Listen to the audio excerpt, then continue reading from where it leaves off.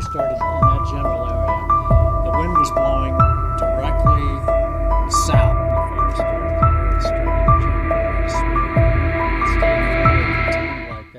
So we're on Piedra Morada Drive in the Palisades Highlands, coming up from Sunset Boulevard from the Palisades Village.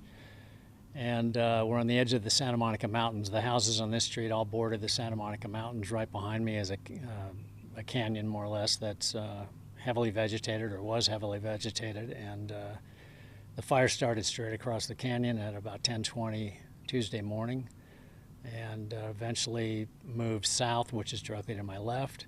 And the winds were blowing pretty heavily, so it eventually blew embers all the way down into the Palisades Village, and everybody's seen the results on the news.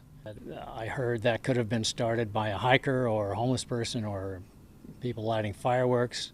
Could have been the same thing with this fire. There was no lightning, there's no power lines up there, there's no reason necessarily that a fire would just start by itself, but who knows. So the hillside is heavy brush where the only thing that's getting through it is wild animals, really. No access for firefighters at all.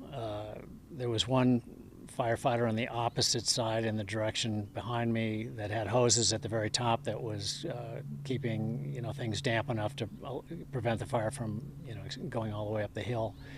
And then as the fire approached the houses where I'm standing, firefighters were keeping it under control to protect those homes. But the only way to deal with it was by air with fire retardants and water. And so there was a continuous flow of mostly helicopters and some fixed wing planes dumping water and fire retardants.